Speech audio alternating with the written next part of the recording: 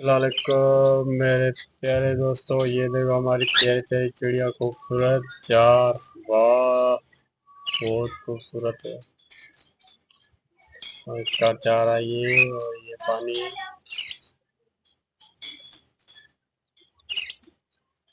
और ये हमारे, पता नहीं क्या नाम है, हम तो मिठू बोलते हैं। और ये रहे कॉकटेल, प्यारे प्यारे, बहुत खूबसूरत। और ये हमने नए लिए हैं तोते, मगर इनका नाम हमें मालूम नहीं। आपको मालूम हो तो प्लीज इसका नाम बताना। ये कौन से तोते हैं, हरे वाले, लाल लाल।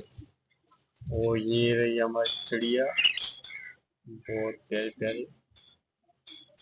ये देखो बहुत प्यारी प्यारी चिड़िया, चार हैं, बहुत खूबसूरत।